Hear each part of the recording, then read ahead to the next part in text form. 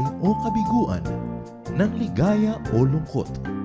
Kaya marapat lamang na tanggapin si Jesus bilang tagapagligtas at Panginoon. At matapos yun ay panariwain ang katapatan at paglapit sa Kanya bawat araw o day by day. Ang day by day ay naglalayong umalalay sa pang-araw-araw na pamumuhay. Narito po si Kuya Ed Lapis sa mensaheng pinamagatang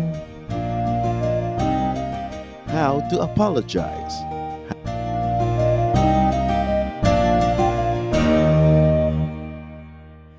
Proverbs 15:1.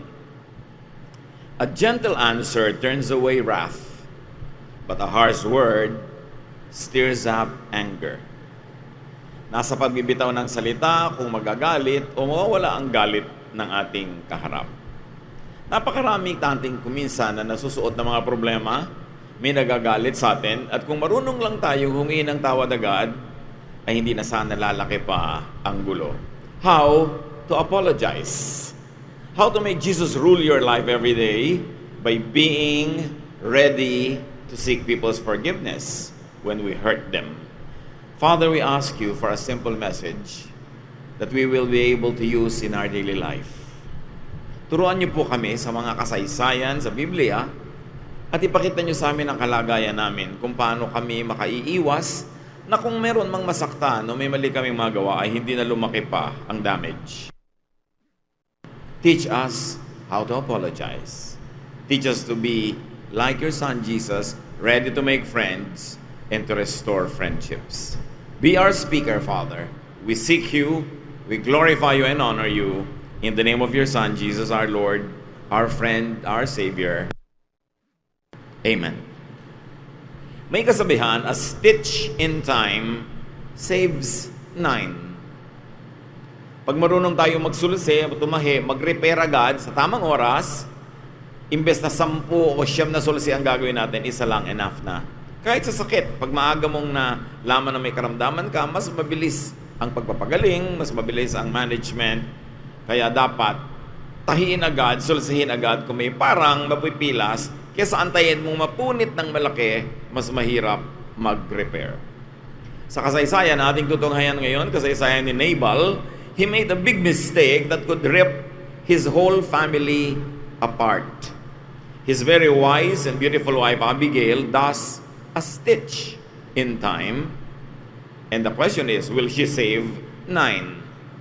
Imbes na 9 stitches, isa lang, pagtama at mabilis ang paggawa. Ganyan ang ating matututunan kay Abigail. 1 Samuel 25, 2-9. Nabal was a very rich man who lived in Maon. He owned 3,000 sheep and 1,000 goats.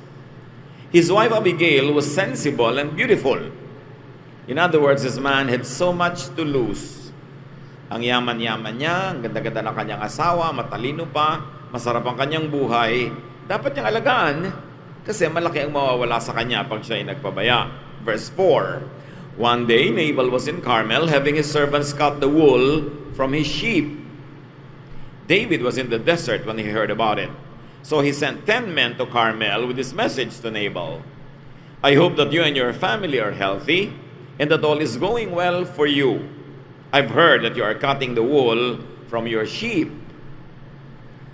Ang kayamanan ng unang panahon, mga tupa at perang malaki pagka tinatanggal na yung kanilang mga balahibo dahil yan ay nagiging tela. Ibinebenta yon, mahal. Kaya kadalasan pagka tatanggal na sila, naggugupit na sila ng mga buhok ng mga hayop na ito, ay palang piyesta. Pinapakain ng mga nanunulungan, sinusweldohan sila, masigla ang lahat kasi may perang darating. Meanwhile, sa panahon na ito, si David ay hindi pa hari. Ang hari pa ay si Saul. And David had become a fugitive. Dahil si Saul ay nagalit kay David, nagselo siya na baka agawin ni David yung kingdom, naging etchepuera si David. Wanted siya at gusto siyang ipapatay ni Saul. Lahat ng mga tao naman na naniniwala kay David at katulad niya ring na puwera sa lipunan, mga outsiders, naging mga taong labas, so to speak, Nandun sila sa mga bundok-bundok, sa mga bukid-bukid na malayo sa gobyerno. Pero yung mga taong naninirahan doon, pwede nilang nakawan, pwede nilang kikilan, o pwede nilang ipagtanggol sa mga tulisan. In both cases, the people in the countryside were expected to give this group of men some financial reward for protecting them or protection money for not molesting them. Yan ang sitwasyon. Yung mga kanya-kanyang pangkat na mga lalaking sandatahan na kalaban ng gobyerno at hindi nagpapa-submit sa gobyerno, kumukuha sila ng pera sa mga tao doon sa probinsya. One, para hindi nila nakawan o patayin o saktan yung mga tao. Or number two, dahil ipinagtatanggol nila sa mga tulisan. So, sa panahon ngayon ng pag-aani ng mga buhok nitong tupa na ito, nagpadala si David ng tao kay Nabal. Siyempre, ang kanilang goal, makahingi man lang ng pagkain, makahingi ng mga konting reward, dahil hindi naman nila inaano yung mga tauhan ni Nabal na nasa kanilang paligid. So sabi niya, I've heard that you are cutting the wool from your sheep. And to continue, when your shepherds were with us in Carmel, we didn't harm them, and nothing was ever stolen from them. Ask your shepherds, and they'll tell you the same thing. My servants are your servants, and you are like a father to me. This is a day of celebrating, so please be kind and share some of your food with us. David's men went to Nabal and gave him David's message. Then they waited for Nabal's answer. So nagpadala itong si David ng representative, spokesperson, para manghingi ng kung ano mang maibibigay sa kanilang pagkain. Dahil nga sila ay mga nandun lang at paikot-ikot lang sa mga bukid-bukid, wala naman silang regular source of food. At ipinaalala ni David through the messenger kung gaano sila naging mabuti sa mga tao at mga hayop at mga kayamanan ni Nabal na hindi nila inano at walang nakagalaw sa mga yon habang binibigyan nila ng proteksyon. Matapos ibigay ang mensahe, naghintay ng sagot ang messenger. David's request was by the standards of the time reasonable and very polite. 1 Samuel 25, 10 to 11, this is what Nabal said. Who does this David think he is? That son of Jesse is just one of more slave on the run from his master. And there are too many of them these days. What makes you think I would take my bread, my water, and the meat that I have cooked for my own servants and give it to you? And besides, I'm not sure that David sent you. So itong si Nabal, ang sagot niya magaspang. Sabi niya, sino naman si David? Isa lang siya sa napakaraming mga tumatakas sa mga alipin na hinahabol-habol ng kanilang mga amo. Paano niya naisip na ibibigay ko sa kanya ang mga pagkain kong niluto para sa aking mga tauhan? Tsaka paano naman nakakatiyak na padala ka nga niya? Baka nagpapadasot ka lang. So Nabal belittled and insulted David and turned down David's request in very rough terms. 1 Samuel 25, 12 to 13, the men returned to their camp and told David everything Nabal had said. Everybody, get your swords, David ordered. They all strapped on their swords. 400 followed David. Nagpantingan-taingan ni David nung madinig niya yung magaspang na sagot at yung tahasan at diretsahang pagtanggi sa kanyang hiling. So, sabi niya, isuot niyo lahat ng inyong mga sandata at lulusob tayo. 400 battle-trained and battle-seasoned men followed David patungo sa kampo ni Nabal. What was going to happen? Definitely a massacre. Ano naman ang laban ng mga naggugupit ng mga buhok ng mga tupa dito sa darating na 400 na mga matitipuno at mga sanay sa digma? 1 Samuel 25, 14 to 17. Meanwhile, one of Nabal's servants told Abigail, David's men were often nearby where we were taking care of the sheep in the fields. They were very good to us. They never hurt us. And nothing was ever stolen from us while they were nearby. With them around day or night, we were as safe as we would have been inside a walled city. David sent some messengers from the desert to wish our master well, but he shouted insults at them. He's a bully who won't listen to anyone. Isn't there something you can do? Please think of something, or else our master and his family and everyone who works for him are all doomed. So a servant informed Abigail. Ikinuwento niya. Nagpadala si David ng mga tauhan sa asawa mo, Mrs. Madam, na pinagsabihan naman niya ng pangit, tinanggihan niya. Sabi, ito pong sila David, ang bait-bait sa amin. Walang nakapagnakaw sa amin, walang nakagalaw sa amin, basta't nandiyan sila sa paligid. At sila man, hindi nila kami ninakawan kahit kailan. Kailangan mag-isip po kayo, ma'am, ng paraan. Kasi kung hindi, ubos tayong lahat. Dahil ginalit niya si David na napakatapang pa naman. So a servant informed Abigail, spoke for David, pinuri niya si David, blamed Nabal, his employer, and urged Abigail to do something. So the servant was equivalent to a stitch in time. Gusto niyang manulsi agad bago mapilas ang tela, kaya hayaan mo na itong magkapilas-pilas at saka siya ngayon magre-repair. 1 Samuel 25:18-19, Abigail quickly got together 200 loaves of bread, 2 large clay jars of wine, the meat from 5 sheep, a large sack of roasted grain, 100 handfuls of raisins, and 200 handfuls of dried figs. She loaded all the food on donkeys and told her servants, take this on ahead. I'll catch up with you. She didn't tell her husband Nabal what she was doing. Another stitch in time. Nung marinig nitong si Abigail, na ganun pala ang panganib na nakaakma, nakaumang sa kanyang buong sambahayan at sa lahat ng kanilang mga tauhan at kayamanan, agad-agad siyang nagpadala ng sangkaterbang pagkain kay David.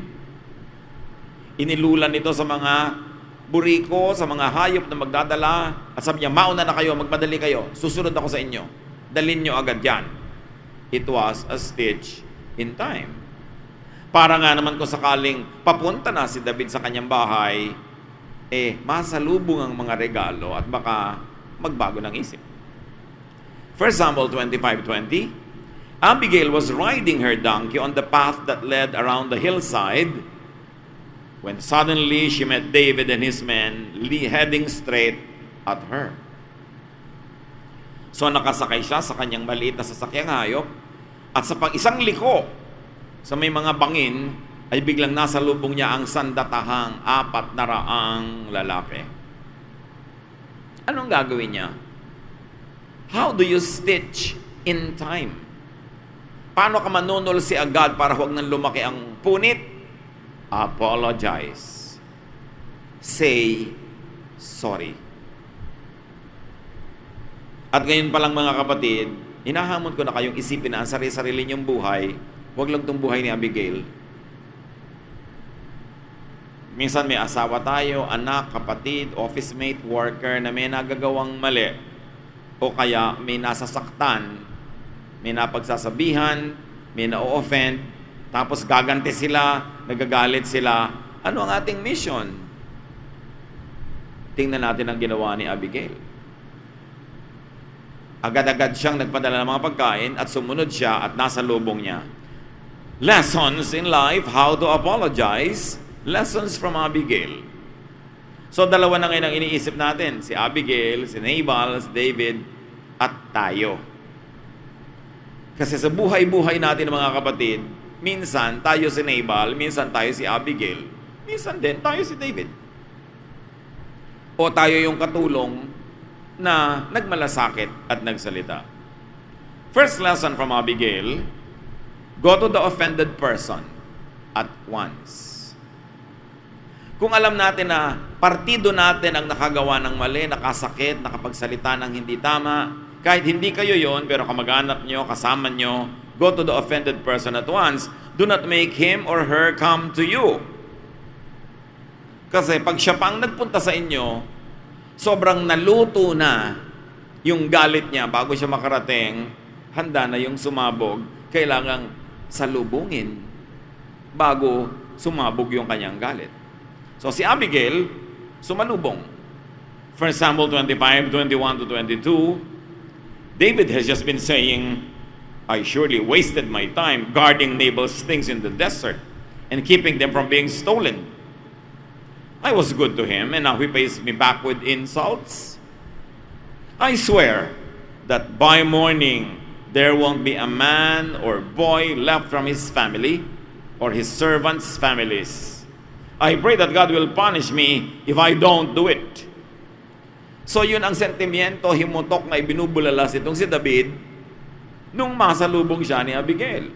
So niya, nasayang lahat ng kabutihan ko dyan sa Nabal na yan. Kaya sinasabi ko sa inyo, bago dumating ang bukas, ubos ang lahat ng lalaki kasi kahit mga binatilyo at batang lalaki, sa lahi niyang Nabal na yan at pati sa lahi ng lahat ng kanyang tauhan. So, how many more stitches will now be needed pag nangyari yung kay David? 9 stitches or more. That's why a stitch or one stitch in time will save 9. Pero pagka hindi napigil si David, para ma-repair mo yung gagawin niya, you need 9 stitches or more. Malaki na kasi yung damage. Gaano karaming damage sa pamilya natin ng lumaki kasi hindi tayo lumapit doon sa nasaktan. 1 Samuel 25, 23 to 24. Abigail quickly got off her donkey and bowed down in front of David. Ito si Abigail, kaya ganda-gandang babae. No doubt, naligo pa siguro at nagpabango, kaya pinauna pa yung mga tauhan niya.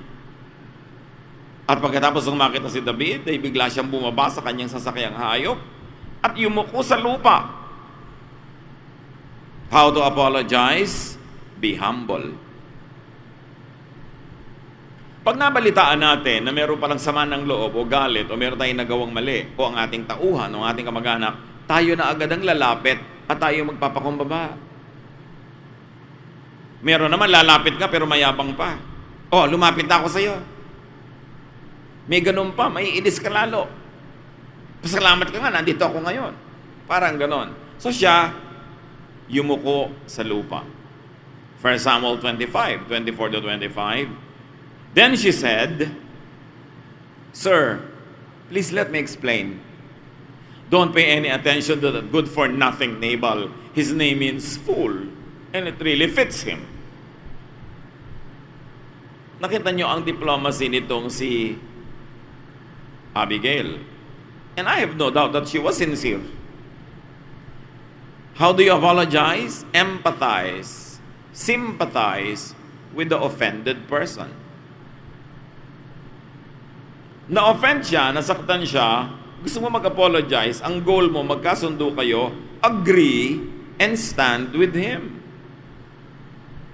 If you could, justify his anger. Do not blame him. Merong mga hotel, ang daming lamok. Pag isinumbong mo doon sa clerk sa baba, baka naman iniwan yung bintana nakabukas. Ikaw pa sisisihin. Talagang maihuhulog mo siya sa bintana. O maiipit mo siya ng bintana, o tutukain mo siya, kunwari ikaw yung lamok. Kasi hindi siya nag-empathize. Merong nabanlian na ng kape, sasabihin pa ng waitress, ang arte-arte niyo po kasi ma'am ibubuhos mo rin sa kanya yung natitira pang kape. Pag may nagre-reklamo at galit at lalo't alam mong may point naman siya, agree with the person. May point po kayong magalit, ma'am. Tama naman po na na-offend kayo. Ganon. Naging pabaya nga po ang aming mga empleyado. May ipis nga po ang inyong pansit. Hindi yung, baka naman kayo naglagay ng ipis dyan, gagawin mo pa yung tao. So, you take the side of the person who is hurting. Kasi pag lumipat ka na sa side niya, nawala na siya ng kalaban, nanatili kang naninindigan, kinokontra mo pa siya, di nananatiling ikaw yung kalaban. Anong apology yun? Pinapalala mo lang yung gera, mabuti pa hindi ka na lang humarap. At sabi ni Abigail, I didn't see the men you sent. Ganon. May katuwiran ka magalit, pero ako naman, hindi ko naman nakita, nakakausap man lang, yung ipinadala niyong mga messenger. How do you apologize? Explain what went wrong. Own the responsibility. Modista ka, couturier ka, hindi mo na i-deliver sa oras ng kasalantrahe, explain what happened. Hindi yung biglang sasabihin mo, kasi ang arte-arte mo naman, dami-dami mang buntot-buntot ng saya na gusto mo, kaya hindi tuloy umabot, di lalong nagalit sa iyo yung kausap mo. Sisihin mo ang iyong sarili o ang iyong anak o ang iyong asawa, sino man yung kapartido mo. Do not blame others, and very especially, do not blame the offended person. Kasi magagalit siya. Kaya ito napakahalaga, lalo sa inyo ng may mga kumpanya, may mga tauhan, may mga empleyado. Empower your staff or your workers to own the responsibility. Kung minsan, lalo't mga empleyado yung nagkamali, sila man o kasamahan nila, sa takot na mamultahan, sa takot na salary deduction, sa takot na mapagalitan, ang sisisihin nila yung customer. Para hindi mapunta sa record nila na sila yung may mali. Pag gano'n ang ginawa mo sa empleyado mo, mawawalan ka ng customer. You must empower your people to own the responsibility. Ay, pagkukulang po ng aming kumpanya na nangyari sa inyo yan. Pagkukulang po ng aking kasamahan, kamalian po namin. Hindi yung, baka naman po kayo mali. Ganyan. Magagalit lalo siyempre yung tao. And do not punish your staff or your workers when they own the responsibility. It is one step backward. Nagmukha kayong hindi magaling na grupo, but it's 2 steps forwards after that. Kasi pag natanggal nyo yung galit nung na-offend, babalik pa siya, may return business kayo, may customer pa kayo. Pero yung sa takot mo na ikaw ang masisi, siya ang sinisi mo, baka umalis na lang yun, pero hindi na yung babalik, ipapamalita pa niya na wala kang kwentang negosyo. 1 Samuel 25, 26 to 27. But please take this gift of food that I brought and share it with your followers. Remember, tambak-tambak yung ipinadala ni Abigail. How to apologize? Pay. Ay, matabang po pala't malamig na yung kape namin na naibigay sa inyo. Papalitan po namin at 2 na ang ipapalit namin. Sasamahan ko pa ng sandwich. Pag meron kang pagkukulang at meron kang mali, you pay. You give gifts. You don't just say, sorry. Yun lang, sorry lang. Walang regalo, walang bayad. Anong mapapala ko na patawarin kita? Wala akong mapapala. So bakit kita papatawarin? At saka, nagkamali ka sa akin? Nagpa-reserve ako ng hotel. Pagdating sa hotel nyo, puno kayo. Tapos sorry lang? Hindi dapat sabihin, ititira po namin kayo sa bahay ng may-ari ng hotel. Bumalik kayo next week. 1 linggong libre. You should pay. Hindi pwedeng sorry lang. Noong 1970s, ang Bayanihan Dance Company magkakaroon ng performance sa Russia. Naiwala ng Pan American Airlines ang mga costumes ng dance troupe. Nag-perform sila na walang costume. Then later on, dumating. Inulit nila yung performance with costume. Nag-iyakan yung mga audience, nakita ang ganda pala nung show na to. Na-miss namin kung yung costume hindi dumating. Sinabi lang ba ng Bayanihan, ng Pan American na sorry? No. Binigyan niya ang company, ang Bayanihan Dance Company, ng round the world ticket for everybody. Ganon ang nagkakamali. Hindi sorry lang, tapos yun lang, tapos na. Pay. 1 Samuel 25, 26 to 28, The Lord has kept you from taking revenge and from killing innocent people. Please forgive me if I say a little more. How do you apologize? Formally, clearly, request for forgiveness. Patawarin niyo po ako, pagpasensyahan niyo na po, malinaw. Hindi yung vague. Parang humihingi ka ng sorry, hindi mo na humihingi ng sorry, hindi clear. Dapat clear. Because you owe the responsibility, you own it, and you pay, and you formally ask, patawarin niyo na po ako. 1 Samuel 25, 28 to 31, the Lord will always protect you and your family, patuloy ni Abigail, because you fight for Him. I pray that you won't ever do anything evil as long as you live. The Lord your God will keep you safe when your enemies try to kill you. But He will snatch away their lives quicker than you can throw a rock from a sling. The Lord has promised to do many good things for you, even to make you the ruler of Israel. The Lord will keep His promises to you, and now your conscience will be clear, because you won't be guilty of taking revenge and killing innocent people. Anong ginawa dito ni Abigail, and how do we apologize? Encourage the offended person to forgive you. Make forgiving attractive and beneficial to him or to her. Kaya sinabi ni Abigail, you're a great man, and you will do even greater things. Huwag mong dungisan ang iyong pangalan at dangal. Huwag mong dumihan ang iyong kamay ng maruming dugo. Pag pinatay mong lahat ang mga taong ito, so, ginawa nila sa'yo. Bagamat malaki ito, pero mas malaki pa ang naghihintay sa'yo na kadakilaan. Kaya huwag mong i-disqualify ang sarili mo doon sa pagpatol mo dito sa pagkakamali na ito na tinatanggap naman naming mali. Narito ako at nagbabayad. Sorry talaga. You encourage the person to forgive you by letting them see the benefits of forgiveness. 1 Samuel 25, 32 to 35, David told her, I praise the Lord God of Israel. He must have sent you to meet me today. Heaven sent ka, beautiful Abigail. And you should also be praised. Your good sense kept me from taking revenge and killing innocent people. If you hadn't come to meet me so quickly, every man and boy in Nabal's family and in his servants' families would have been killed by morning. I swear by the living Lord God of Israel, who protected you, that this is the truth. David accepted the food Abigail had brought. Don't worry, he said, you can go home now. I'll do what you asked. Nakaligtas ang pamilya.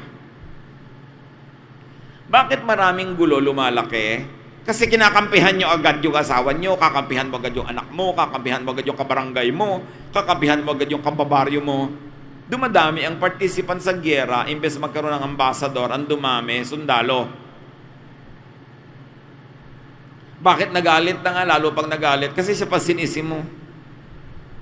Kasi sa takot mong masisi, ibibigay mo sa iba ang sisi. O kaya sisisin mo ang buwan, ang araw, ang baha, ang lindol, ang mga ibon, ang mga langgam. Except yourself. A soft answer turns away wrath. And when you own the responsibility humbly and say sorry and pay, I tell you, you will get what you ask for, which is forgiveness. Tandaan nyo ito, hindi sapat ang sorry. Sabihin nyo nga sa katabi nyo yan. Merong asawa, 3 buwang hindi uuwi, tapos sasabihin sa wife, sorry. Yun lang. Eh kung pagsabi mo naman sorry, may inyabot kang brilyanting sing-sing, baka madali-dali ang pagpapatawad sa'yo. At pag nagagalit yung asawa, sabi mo, yan lang nagagalit ka na, pwede mo sabihin, alam mo, tama ka talaga magalit. Mali talaga ako na umuwi ako ng ganitong oras. Sorry. By the way, eto ang pansit. So, dadali.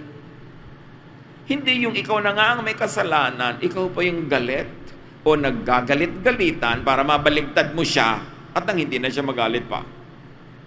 Gusto niya ng kapayapaan, katahimikan sa mundo, apologize. Say sorry at once. Yang sorry, parang quick-drying cement o kaya parang yung mga quick-drying mga pandikit No? Ang bilis tumigas. Pag di mo sinabi agad yung sorry, hindi mo na masabi, ayaw na lumabas sa bibig mo. Pag nag-sorry ka agad, within the first 3 seconds, madali pa yon. Pero 1 minute later, mahirap na yon. Eh pag inabot pa ng bukas, ang hirap-hirap na. Kaya may mga pamilya ko minsan, 3 taong di nag-uusap eh. May mga magkakaibigan, sayang ang pagkakaibigan, inabot ng kitagal-tagal. May mga empleyado nagkamali, ang nagiging ending, nagre-resign o tinatanggal. Kung nag-sorry lang sana agad, sorry na, basag ko lang naman po ang buong building. So, heto po ang bayad. Diba? Ito ang gagawin ko. Sa takot na managot, ayaw tanggapin ang pagkakamali. That is the right way. You really want peace in life? Say sorry at once and pay within the limits of what you can afford. At kung ikaw naman si David, pag nag-sorry na yung tao, forgive na. Lalo asawa mo, tatay mo, anak mo, kapatid mo, nag-sorry, forgive na. Ano pag gusto mo, pahabain pa? Kailan mo papatawarin? Pag namamatay na o naghihingalo ka na, tsaka nagpapatawaran. Ang haba-haba ng buhay, hindi nag-uusap. Kung kailan namamatay na sa ospital, tsaka pa ipapatawag o dadalawin para lang mag-uusap. Sayang naman. Sayang yung kaligayahan, sayang yung fellowship, sayang ang saya. Accept peace offerings. Yung iba naman, inaabutan na nga ng pansit, ihahagis pa yung pansit. Anong tingin mo sa akin? Pansit lang? Masaya na? Hindi, may siopaw pa. Pagka may effort yung tao, appreciate nyo yun. Yun naman, kung talagang gusto nyo magkasundo pa kayo. Ngayon, kung nag-iinarte ka lang para dagdagan pa ang panunuyo, huwag ka na mag-inarte. Tanggapin mo na yon, tsaka ka na lang bumawi.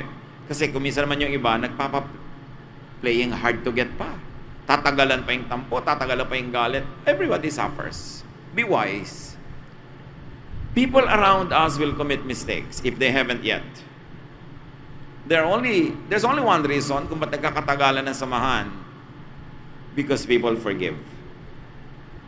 Not because people don't commit mistakes. We all commit mistakes. But people forgive, kaya nagkakatagalan. Merong mag-asawa, 70 years wedding anniversary. Tatanungin mo, ano pong sikreto na inyong pagsasamahan? Mukhang perfect na perfect yata ang inyong husband. Naku, hindi perfect yan. Kaya kami 70 years kasi lagi ako nagpapatawad. Yun pala ang sikreto. Pag tinanong mo naman yung lalaki, yun din nasasabihin. Kaya kami nagkatagalan. Lagi kong pinapatawad dyan. Walang perfect. Sa mga kaibigan, sa mga workers, sa kasamahan, wala nun. Kaya kayo magkakatagalan pag nagpapatawaran. At lalong-lalo na kung nauuna kang humingi ng tawad kung ikaw ay mali. Think of people you know na nagkalayo kayo dahil hindi ka nagsorry. O kaya nagsosorry na siya, ayaw mo pantanggapin. Sayang ang friendship. Dear God, teach us how to apply this in our lives. Golden lessons from Abigail and from David too. At turuan mo rin kami sa pagkakamali nitong si Nabal na huwag kami maging tulad niya na dahil sa aming mga kamalian, wala nang ginagawa yung mga Abigail ng buhay namin kundi to make up for us, to speak in our behalf, to say sorry in our behalf, and to sacrifice paying for our mistakes. Teach us to learn from the characters in this story. Even from the servant who very quickly brought the problem to the attention of Abigail.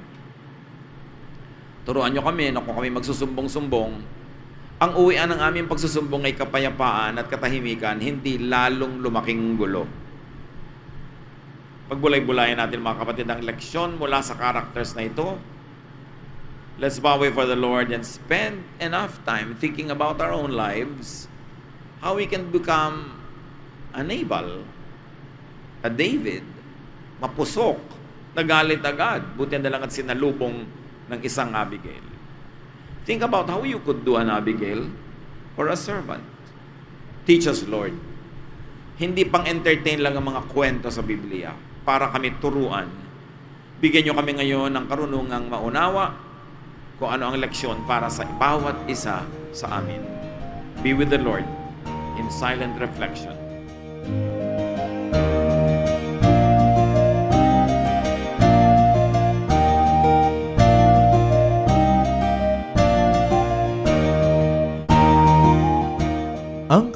natapos pong mensahe ni Kuya Ed Lapis ay pinamagatang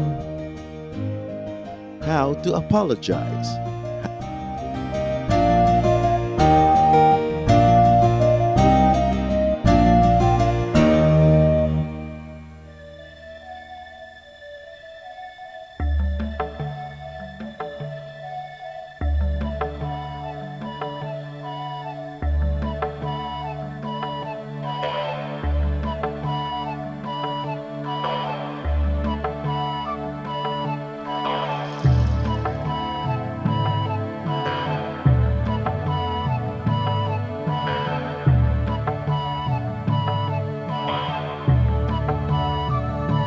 Sa pagsikat ng araw hanggang sa paglubog nito, ngalan ni Jesus papupurihan.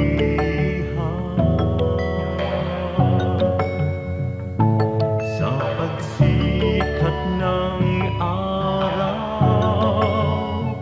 hanggang sa paglubog nito, ngalan ni Jesus papupurihan.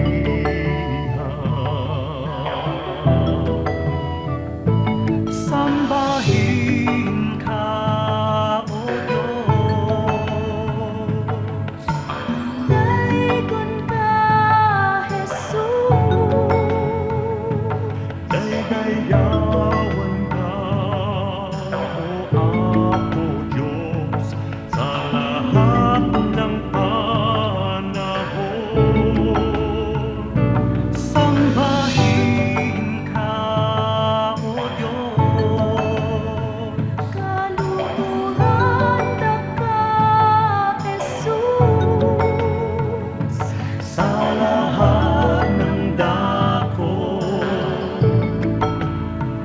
papupurihan ka.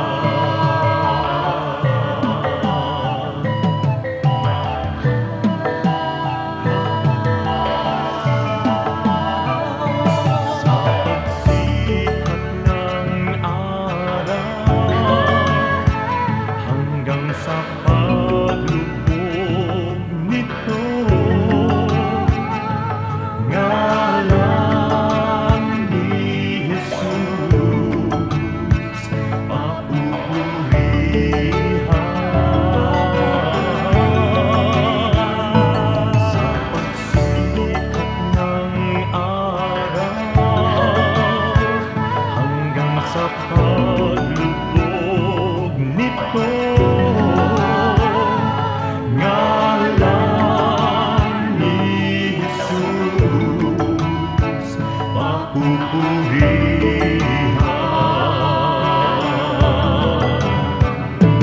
Sambahin ka, O Diyos. Daikon ka, Jesus. Daydayawan ka, O Apo Diyos, sa lahat ng panahon. Sambahin ka, O Diyos. Kaluhuran ka, Jesus. Sa lahat ng dako, papupurihan ka.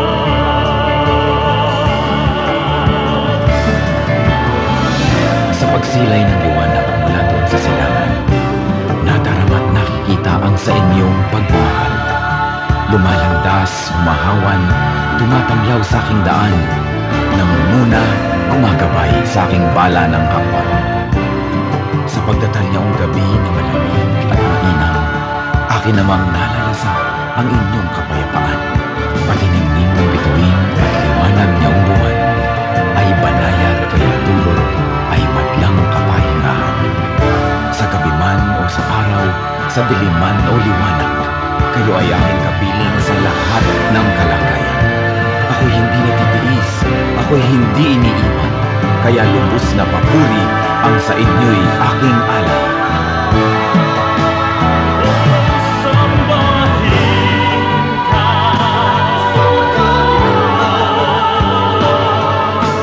daigod ka, Jesus. Daydayawan ka, O Apo Diyos, sa lahat ng panahon. Sambahin ka, O Diyos, halugurang ka, Jesus, sa lahat ng dahon. Sambahin ka, O Diyos, daigod ka, Jesus. Daydayawan ka, O Apo Diyos, sa lahat ng panahon. Sambahin ka, O Diyos, kalugurang ka, Jesus, sa lahat ng dahon.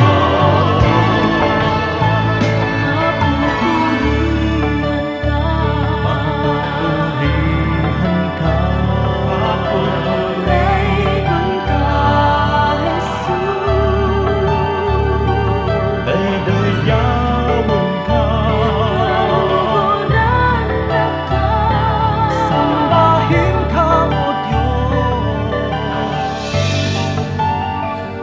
Papupurihan ka.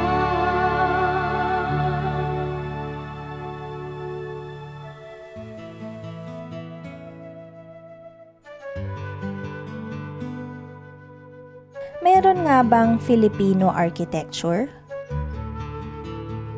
Marami tayong original na sasabi mo Filipino na arkitektura. Yung Torogan, yung mga bahay ng mga maharlikang Maranao, yung mga bahay ng mga Ifugao, yung bahay kubo, at maging yung bahay na bato na kuminsan mali na tinatawag nating Spanish house o bahay Kastila.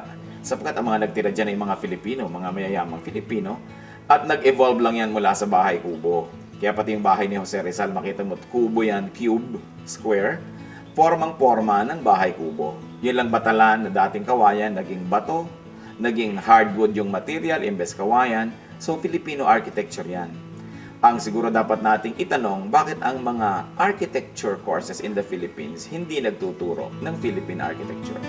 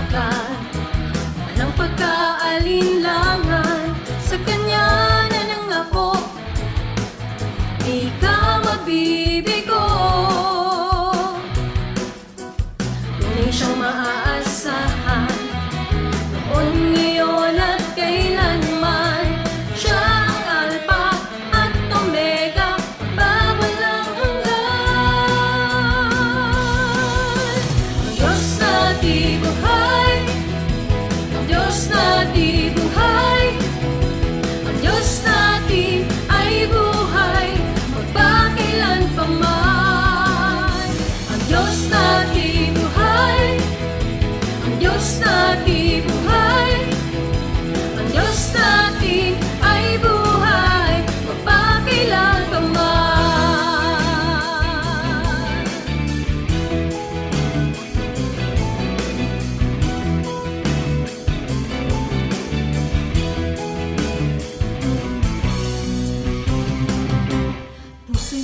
kapayapaan sa gitna man ng kapighatian, pagkat siya ang kasama, ako'y di mangangamba.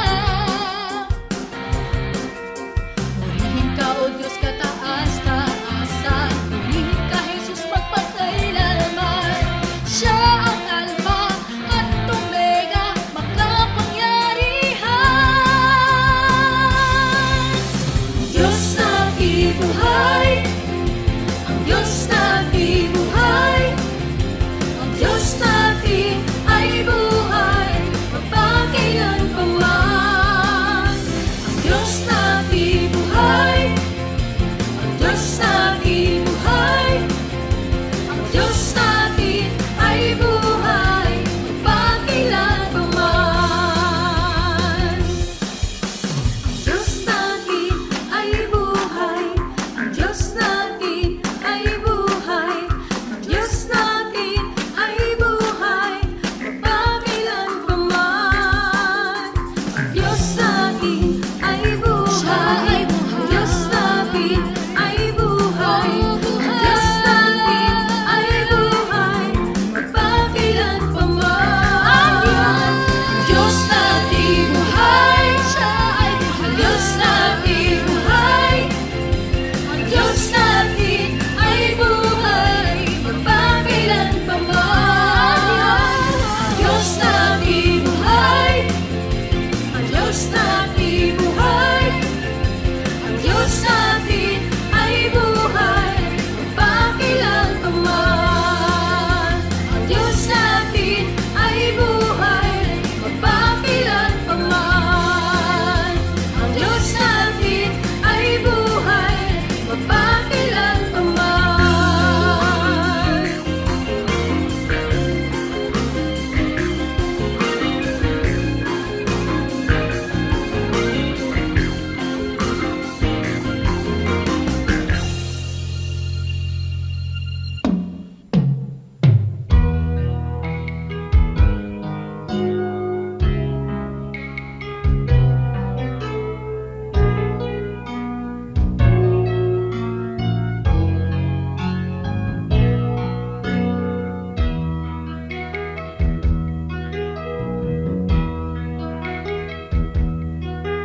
O Diyos, ang dalangin ko'y iyong tanggapin,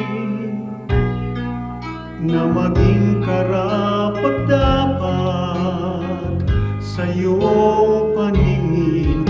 Kung may pag-aalinlangan, ang aking paniwalaan ay ikaw.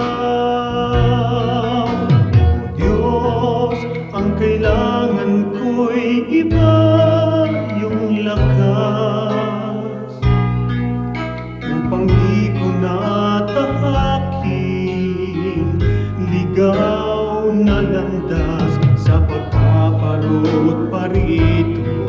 Sa ulat bagyo'y hindi magbabago. Katapatan ko, ang alay ko, Panginoon. Katapatan ko, sa'yo'y panghabang panahon. Kahit minsan nga tiwala ko'y di kukupas, katapatan ko, panatiliin mong wagas.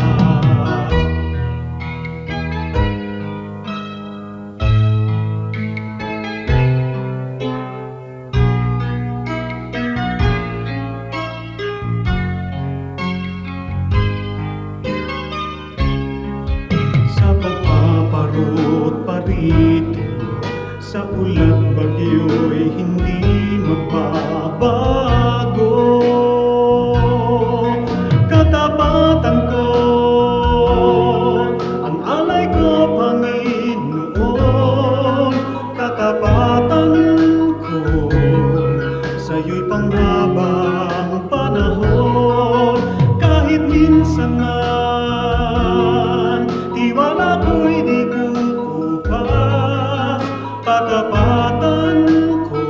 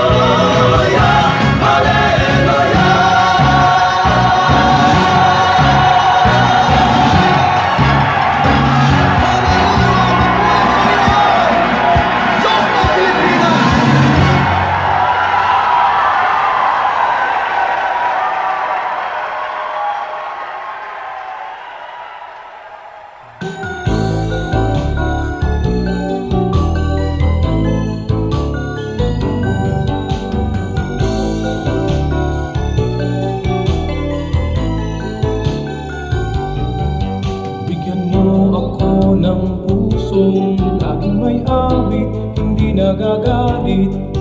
At ituro mo sa aking buhay kung paano umibig sa aking kaaway. Kahinahunan, kahinahunan, kahinahunan yung ibigay. Kahinahunan, kahinahunan, bunga ng Espiritong buhay. Kahinahunan, kahinahunan, kahinahunan yung ibigay. Kahinahunan, kahinahunan, bunga ng Espiritong buhay. Bigyan mo ako ng pusong napaaawat, nagpapatawad, upang di ako mapaaway. Hinahon ng puso'y aking kaagapay. Kahinahunan, kahinahunan, kahinahunan yung ibigay. Kahinahunan, kahinahunan, bunga ng Espiritong buhay. Kahinahunan, kahinahunan, kahinahunan yung ibigay. Kahinahunan, kahinahunan, bunga ng Espiritong buhay.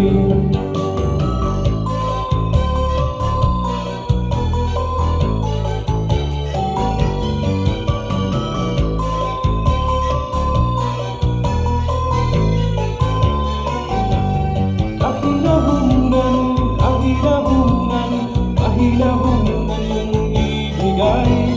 Kahinahunan, kahinahunan, bunga ng Espiritong buhay. Kahinahunan, kahinahunan, kahinahunan yung ibigay. Kahinahunan, kahinahunan, bunga ng Espiritong buhay. Kahinahunan, kahinahunan, kahinahunan yung ibigay. Kahinahunan, kahinahunan, bunga ng Espiritong buhay. Bunga ng Espiritong buhay. Bunga ng Espiritong buhay. Bunga ng Espiritong buhay.